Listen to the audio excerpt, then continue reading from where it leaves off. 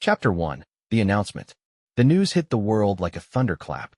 Lionel Messi announces retirement after final match next Sunday. Sports networks ran the headline nonstop. Social media exploded with emotional tributes, highlight reels, and countless posts from fans mourning the end of an era. Messi had been the face of football for nearly 2 decades, winning everything there was to win: Ballon d'Ors, Champions Leagues, World Cups. His name had become synonymous with greatness, with magic, with the impossible turned possible. And yet, for Messi, the decision to retire hadn't come lightly. He had felt it creeping up on him for years: the exhaustion, the wear and tear on his body, the need to wake up every morning and find motivation to keep pushing. But after winning the World Cup 2 years ago, he knew there was nothing left to prove. His legacy was complete. At least, that's what he had told himself. But late one evening, 5 days before his final match, Messi sat alone in his Miami home. The city lights reflected off the glass windows, casting a soft glow across the room. His phone buzzed. A message from his wife, Antonella, reminding him that dinner was ready. He put down the glass of red wine he had been nursing and stood. But just as he did, a knock at the door stopped him. When he opened the door, no one was there. Only a small white envelope lay on the floor. Messi frowned, picking it up. No address, no name, just his initials scrawled in careful handwriting: LM. Curious, he opened the envelope. Inside was a single folded piece of paper. He unfolded it and read the message. Come to Rosario. There's something you need to know before your final match. It's about your father. Messi's heart began to race. His father had passed away years ago. He sat down, hands shaking, reading the words again and again. His mind flashed back to childhood, playing football in the streets of Rosario, his father watching from the sidelines with quiet pride. What could this possibly mean? Messi picked up his phone and called Antonella. I need to go to Argentina, he said. Now? She asked, concerned. Yes, he replied. There's something I need to figure out before the last match. Chapter 2. Rosario. Messi's private jet touched down in Rosario under the cover of night. He wore a black hoodie and dark sunglasses to avoid attention, but it was no use. Even in his hometown, people recognized him instantly. But tonight, the streets were quiet. He walked through the familiar alleys and roads where he had grown up, passing the football fields where he had played as a boy. Finally, he arrived at a small, run-down house on the edge of town, his childhood home. Messi's hands trembled as he knocked on the door. It creaked open slowly, and an older man stepped out of the shadows. He had gray hair and deep lines on his face, but his eyes were sharp. Messi, the man said with a heavy Argentine accent. Who are you? Messi asked. My name is Javier. I knew your father, the man said. Come in. There's something I need to show you. Inside, the house was dimly lit, the walls covered in old photographs of football teams and family portraits. Javier handed Messi a worn leather folder. Inside were old documents, contracts, letters, and photographs. Your father was approached when you were a boy, Javier explained. Big European clubs wanted you, even before you were a teenager. But there was something else going on behind the scenes: money, influence, pressure. Messi's eyes widened as he read through the papers. His father had rejected multiple offers from powerful agents and even government officials. His father had chosen Barcelona not just because of the football opportunity, but because he had been protecting Messi from something. There were people who wanted to control your career, Javier continued. They saw you as a product, a financial opportunity. Your father made sure you were safe. Messi leaned back, his head spinning. Why am I only learning about this now? Because, Javier said, those same people are still watching, and they don't want you to retire. Messi's heart pounded. What are you saying? If you walk away now, you might be breaking promises that were made long ago, Javier said.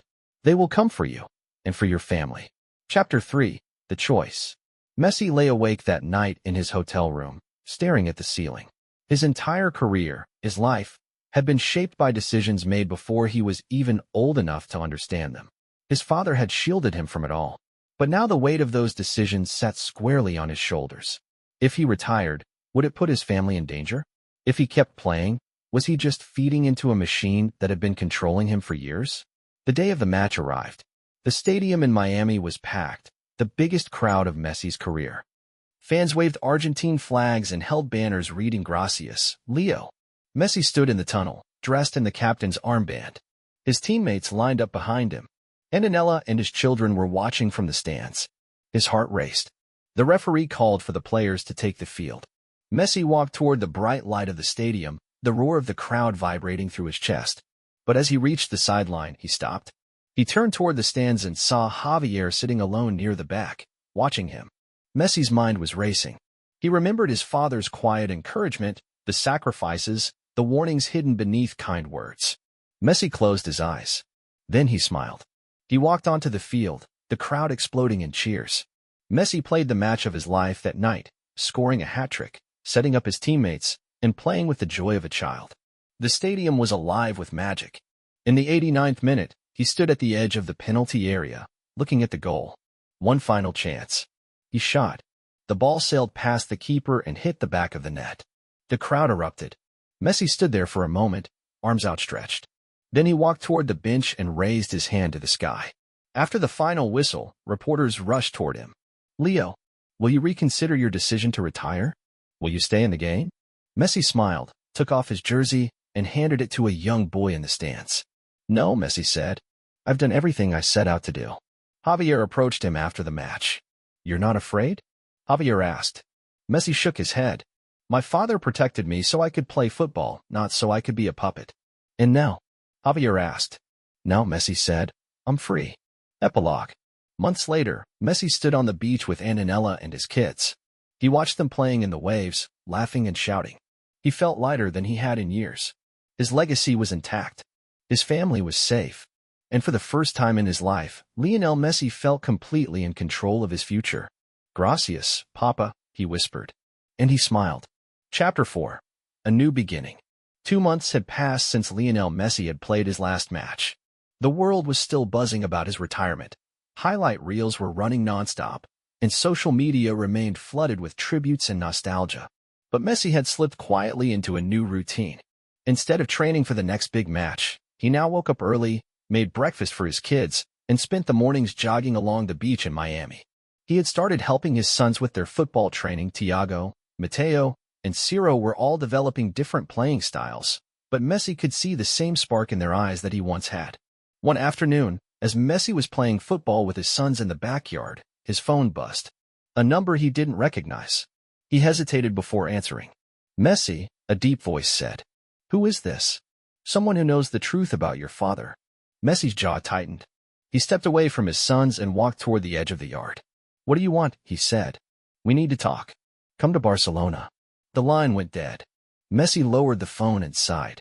He had hoped that his retirement would close the door on all the secrets and threats surrounding his career. But it seemed like his past was not done with him yet. Chapter 5. Return to Barcelona. Messi hadn't been back to Barcelona since leaving the club. Returning now felt strange. The city had changed, but so had he. As he walked through the streets toward Camp Nou, memories rushed back. The first time he walked onto the pitch as a boy, the historic nights of Champions League glory, the pain of leaving. Now, the stadium was quiet, empty, almost ghostly. He entered through a side gate, escorted by a security guard who led him to a private suite overlooking the field. Sitting at the long table was a man in a dark suit. His silver hair was neatly combed back, and his sharp features gave him a calculating look. "Messi," the man said, standing up. "Who are you?" Messi asked. "My name is Alejandro Duarte. I represent certain interests connected to your career." Messi narrowed his eyes. "What kind of interests?" Duarte smiled faintly and slid a thin folder across the table. Messi opened it.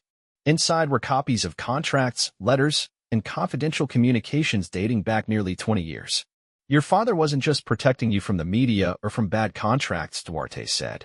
"He was protecting you from people like me." Messi's gaze darkened. "And what exactly do you want from me?" "The game isn't over for you yet," Duarte said. "There are still billions on the line, sponsorships, media deals, global influence. You think you're free, but you're not. The machine doesn't stop just because you've decided to step away." "I don't care about money," Messi said coldly. "Then care about your family," Duarte replied smoothly. "We allowed you to play your last match on your terms. But if you walk away completely, there will be consequences." Messi stood up. "Are you threatening me?" "I'm offering you an opportunity," Duarte said. "You come back. One more season. We control the terms. You'll make more money than you've ever dreamed of. and your family will remain safe. Messi's hands curled into fists. He leaned across the table. You think you can control me? Messi said, his voice sharp. I don't need your money. I don't need your approval. My career belongs to me, not to you. Duarte's smile faded. Careful, Messi. Legends are powerful, but even legends can be erased.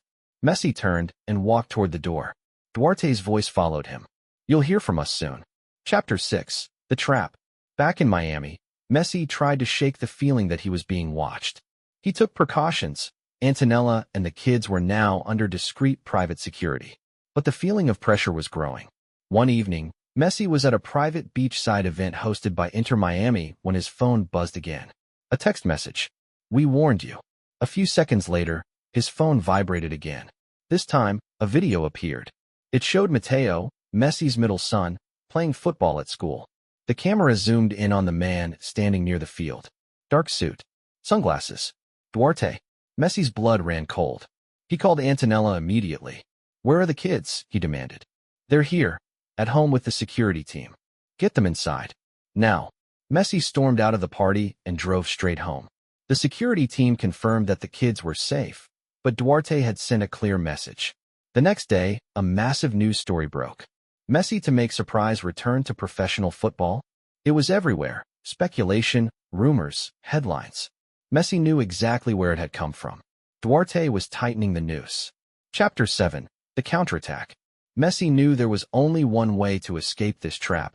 He had to confront Duarte head-on. Through one of his closest contacts in Barcelona, Messi arranged a secret meeting at a private club in the heart of the city. Duarte arrived, flanked by 2 bodyguards. You've changed your mind? Duarte said, smiling. Messi shook his head. No, I've come to end this. Duarte's smile faltered. You're playing a dangerous game, Messi. Messi slid a small USB drive across the table. That contains everything you've done, the bribes, the illegal contracts, the blackmail attempts. If anything happens to my family, or to me, this goes public. Duarte's eyes narrowed. You're bluffing. Messi smiled faintly. Try me. Duarte studied Messi's face for a long moment. Then he nodded slowly. I underestimated you, Duarte said. No, Messi replied. You misunderstood me. Duarte stood. Good luck, Messi, he said. Enjoy your retirement. Chapter 8. True Freedom. Months passed. Messi's retirement was now truly final. His days were filled with simple pleasures, time with his family, coaching his kids, and traveling. Offers to come back continued to flood in, from Saudi Arabia, from MLS, from Europe. He ignored them all. One afternoon, Messi stood on the beach, watching his sons play football in the sand. Thiago dribbled past Mateo, setting up Ciro for a goal. Messi smiled. Antonella came up behind him and slipped her hand into his. Do you miss it? She asked. Messi shook his head. No. He took a deep breath, letting the ocean breeze wash over him. For the first time, Messi said, I'm exactly where I want to be. Behind him, his kids shouted his name. Papa, come play with us. Messi laughed and jogged toward them. His sons passed the ball to him. He took a touch, then a second. And with a quick flick of his left foot, pure instinct, the ball soared into the net. Some things never fade. But this time, Messi didn't need the roar of a stadium to feel complete. He was finally home. Chapter 9. Shadows of the Past. Life after football had settled into a peaceful rhythm for Messi. Mornings started with a quiet jog along the Miami beach, followed by breakfast with Antonella and the kids. He had taken on a casual coaching role at Inter Miami's academy, not because he needed to, but because he genuinely enjoyed helping young players develop their craft. Messi found joy in the little things now, the sound of the ocean, the laughter of his children, and the simple pleasure of playing football without the weight of expectation. But peace never lasts long when you've lived under the spotlight for 20 years. One evening, Messi and Antonella were hosting a small family dinner at their home. Thiago and Mateo were playing FIFA on the big screen, arguing over whose team was better. Ciro was sitting on Messi's lap, playing with a small toy car. The doorbell rang. Antonella stood to answer it, but Messi stopped her. A strange feeling curled in his chest. I'll get it, he said. Messi walked to the door and opened it. A man stood there, dressed in a sharp gray suit and holding a thin black envelope.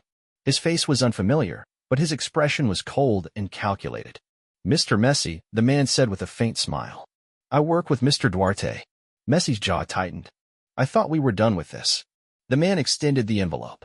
Mr. Duarte sends his regards and a business opportunity. Messi didn't take it. I'm not interested. The man's smile widened slightly. You might want to reconsider. There's a tournament in Qatar next summer, and the right sponsorship deals could be very profitable. I told Duarte, I'm done, Messi said firmly. The man leaned in slightly. Mr. Duarte likes to keep his investments close. Walking away isn't part of the agreement. Messi's eyes darkened. Get off my property. The man gave a small bow and handed Messi the envelope. Think about it. Messi stood there for a long moment as the man walked away. His fingers tightened around the envelope. Then he opened it. Inside was a single photograph. It was a picture of his father, standing with two men in suits. One of them was a young Duarte. The other man was unknown, but the date at the bottom of the picture sent a chill through Messi's veins. 1996, the year his father had taken him to Barcelona. Beneath the photograph was a single line of text. Some debts are inherited. Chapter 10, The Weight of the Past. Messi sat alone in his study later that night, the photograph spread out in front of him. Antonella entered the room quietly and sat beside him. What is it? She asked softly. Messi slid the photograph toward her. She studied it for a moment, her brow furrowing. That's your father? Messi nodded. And that's Duarte, he said. He's been involved in my life since before I even knew how to dribble a ball. Antonella's eyes widened. Leo, what does this mean? Messi exhaled slowly. It means my father made a deal with Duarte. A deal that I didn't even know about. Antonella reached for his hand. What are you going to do? Messi stared at the photograph. I need answers. Chapter 11, The Meeting. Messi flew to Barcelona the next day. Duarte had left a private message at the hotel, a time and location. The meeting was held in a dark private lounge in a high-rise building overlooking the city. Duarte was already seated, dressed in a tailored navy blue suit, his hands resting neatly on the table. A glass of whiskey sat in front of him. Messi, Duarte said smoothly as he gestured toward the seat across from him. I knew you'd come. Messi sat down, his gaze hard. You've been involved since the beginning, Messi said. Since I was a child. Duarte smiled faintly. Of course. Football is business. You were a valuable investment from the start. My father, what did he agree to? Duarte's smile grew. Your father came to us when you were a boy. Your growth hormone condition, that wasn't a simple matter to resolve. The treatments were expensive. Barcelona's interest in you wasn't just a matter of talent. There were people behind the scenes, pushing for you to succeed. Messi's stomach turned. My father wouldn't have agreed to something like that unless... Duarte leaned forward. Unless he had no choice. Messi's heart hammered in his chest. What did you make him agree to? That you would play under our influence. That you would build the brand. That you would become the face of football and keep the machine running. And my father? Messi's voice darkened. He paid the price, Duarte said. That's why he kept you close to Barcelona for so long, and why leaving the club nearly destroyed you. Your father gave up everything so you could rise to the top. But now that he's gone, the debt is still outstanding. Messi's hands curled into fists. And you expect me to, what? Keep playing? Keep making money for you. Duarte's smile sharpened. You're free to walk away. But the question is, are you willing to let your father's sacrifice go to waste? Messi's breath sharpened. He stood. My father didn't make me the player I am. I did that. My father protected me from people like you. You misunderstand, Duarte said calmly. Your father didn't protect you from us. He put you in our hands. Messi's eyes narrowed. I'm not playing for you anymore. My career is mine. Duarte's expression darkened. We'll see, he said. Chapter 12, The Final Decision. Messi returned to Miami the next day. He didn't tell Antonella the full truth, not yet, but she could see the storm in his eyes. What are you going to do? She asked. Messi sat down with his sons on the floor. Thiago passed him a football, and Messi smiled faintly. I'm going to finish this on my terms, Messi said. The next day, Messi held a press conference. Cameras flashed as he stepped up to the podium. Journalists from around the world crowded the room. Leo, are you coming out of retirement? Someone shouted. Messi smiled faintly. No, Messi said. I'm here to make one thing clear. My career is over. No amount of money will change that. The room fell silent. And as for the people who think they can control me, that's done too. Duarte was watching the press conference from a dark office in Barcelona. His hand tightened around a glass of whiskey. He smiled faintly. It's not over, Messi, he said under his breath. It's never over. Chapter 13. A Legacy Untouched. Months later, Messi stood in the backyard, barefoot, watching his sons play football. Thiago set up a perfect pass, and Matteo hit it into the net. They cheered and high-fived. "Dad," Thiago called, "come play with us." Messi smiled. He walked toward them, picked up the ball, and started dribbling. He knew Duarte wasn't done with him.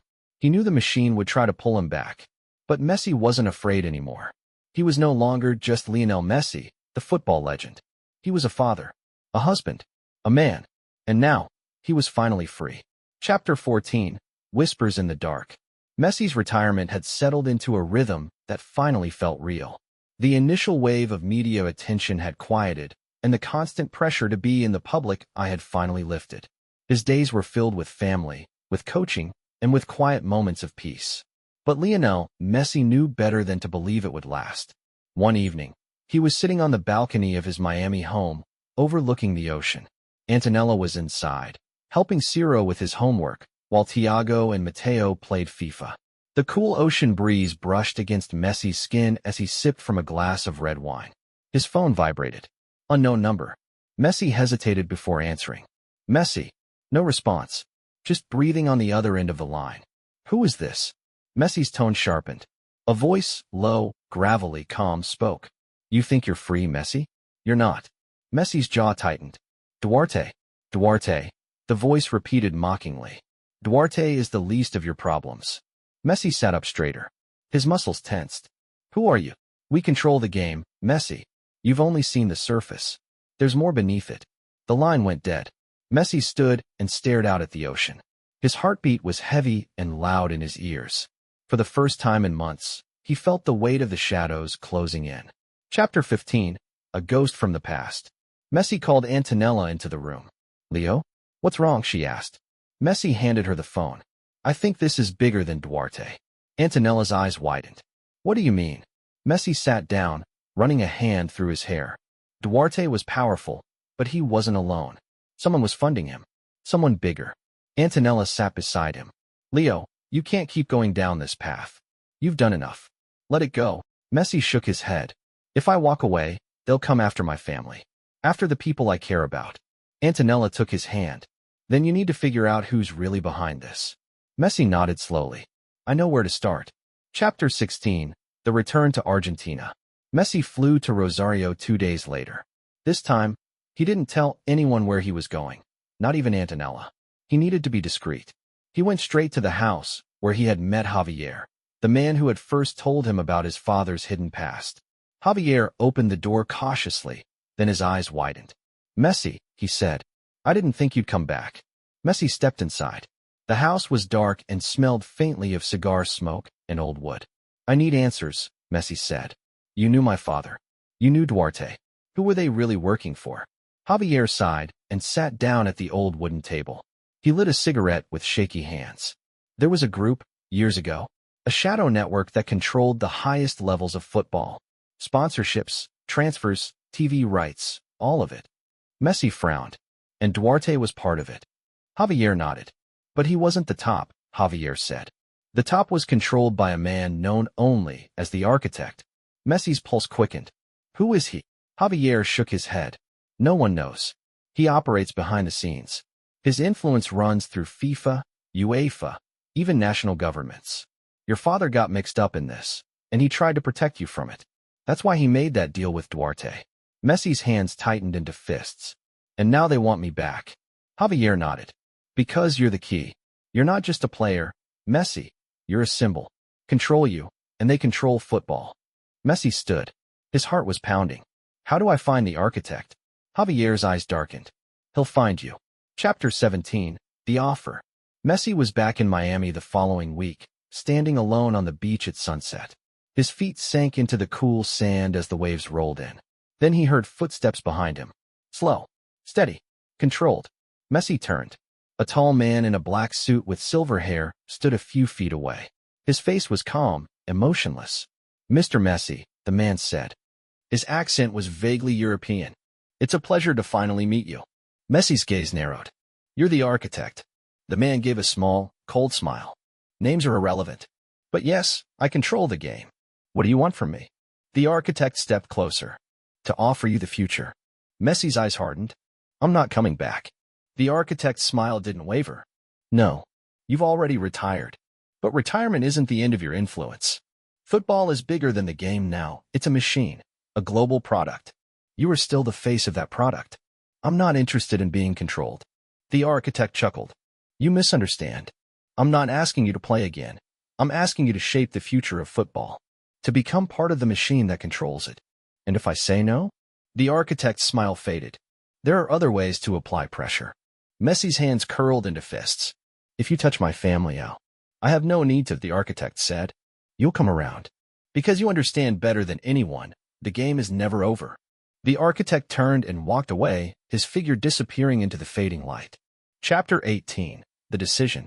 Messi sat alone that night, staring at the ocean. Antonella came up behind him, resting her hands on his shoulders. They're not going to stop, are they? She whispered. No, Messi said. They won't. So what are you going to do? Messi turned to her. His eyes were sharp and clear. I'm not going to run. Then what? Messi smiled faintly. I'm going to beat them at their own game. Chapter 19. Building the Future. Messi returned to Barcelona a month later. This time, he wasn't there to play, he was there to take control. He met with club officials and football federations across Europe.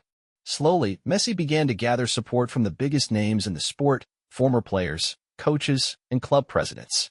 The power in football doesn't belong to the corporations, Messi said in a closed meeting with UEFA officials. It belongs to the game, to the players, to the fans.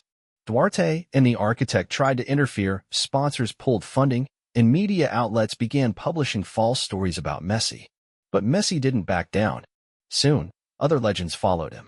Xavi, Iniesta, Neymar, even Ronaldo. They began working together to create an independent players' federation, one that would give players and clubs control over the future of the sport. And the machine began to crack. Chapter 20. Legacy. 3 years later, Messi sat in the stands at Camp Nou, watching Thiago play in Barcelona's youth team. He smiled as his son dribbled past a defender and scored. Antonella sat beside him, holding his hand. You did it, she said. Messi smiled. No, he did it. As Thiago ran toward the stands, Messi stood and clapped. For the first time in his life, Lionel Messi wasn't carrying the weight of the game. He was simply a father, watching his son chase a dream. And this time, the dream was truly free. Chapter 21. The final chapter. 3 years after his retirement, Lionel Messi stood in the middle of Camp Nou, but this time not as a player. The stadium was packed, not for a match, but for a celebration. Flags waved across the stands, and chants of Messi, Messi, echoed through the air. But Messi wasn't wearing a jersey this time. He stood in a crisp black suit, his hands relaxed at his sides, his expression calm. Behind him, a massive screen displayed highlights from his career, his first goal for Barcelona, the famous Champions League final against Manchester United, the World Cup victory. Moments frozen in time. But this wasn't just about Messi's career, it was about what had come after. Messi had succeeded where few had even dared to try. The Independent Players Federation he had helped create had reshaped football. Players now had a voice, contracts were fairer, sponsorships were more balanced, and young talents were no longer at the mercy of shadow networks. The corporations had fought back, but Messi had outplayed them, just like he had done on the field for decades. Duarte had disappeared from public life after a series of financial scandals linked to illegal sponsorship deals.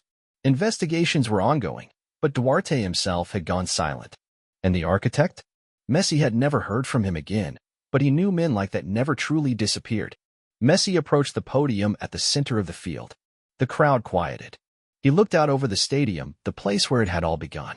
He saw Antonella and the kids in the front row. Thiago was now a rising star in Barcelona's youth academy. Mateo was more interested in music than football, but Messi saw the same fire in his eyes. Ciro was still too young to decide, but Messi didn't care. His sons were free to follow their own paths. Messi adjusted the microphone and smiled faintly. Thank you, he said. His voice echoed through the stadium.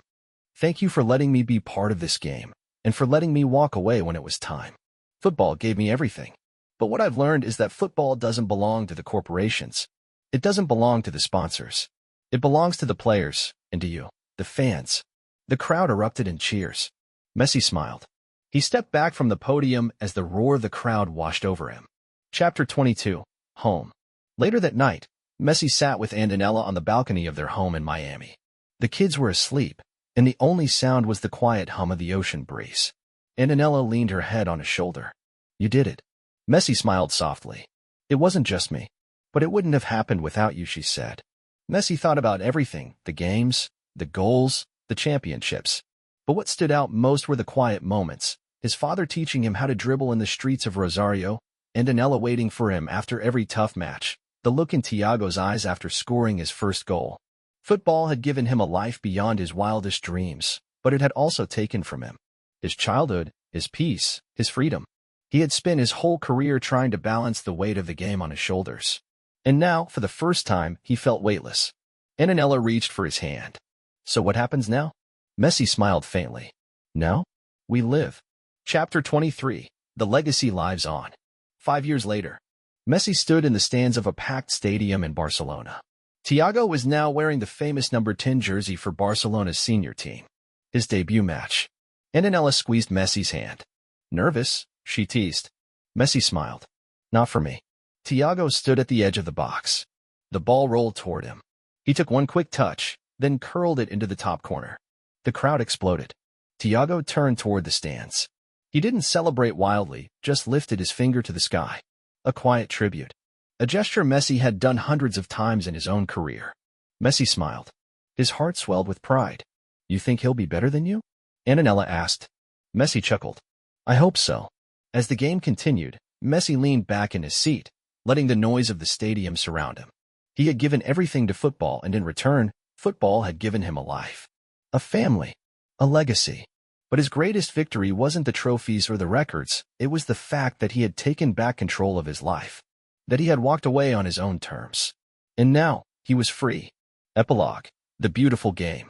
Years later, Lionel Messi sat alone on a small beach in Rosario. He was older now, his hair flecked with gray, but his body still strong. A ball rolled toward his feet. Messi smiled. He picked it up and looked toward the water. His sons were playing nearby, Thiago now a Barcelona star, Mateo a successful musician, Ciro still figuring out his own path. "Dad," Thiago called. "Come play." Messi stood. He took a step toward the sand and dropped the ball to his feet. Instinct took over. One light touch. Then another. Messi smiled. The ball still obeyed him, as if no time had passed at all. He passed the ball to Thiago. His son took a touch and sent it back. Messi caught the ball under his foot. "You ready?" he asked. Thiago smiled. "Always." Messi pushed the ball forward and started running toward the water. Thiago chased after him. Mateo laughed and joined in. The ocean breeze rolled over them as the sun began to set. Messi didn't need a stadium. He didn't need the crowd. He didn't need the spotlight. He had everything he needed right here. The ball rolled toward him one last time. Messi took a light touch, then lifted his foot. The ball floated into the sky, spinning lazily toward the horizon. Messi watched it go, smiled, and whispered under his breath, "Gracias." And Lionel Messi walked away, not as a legend, not as a champion, but as a man who had finally found peace. The end.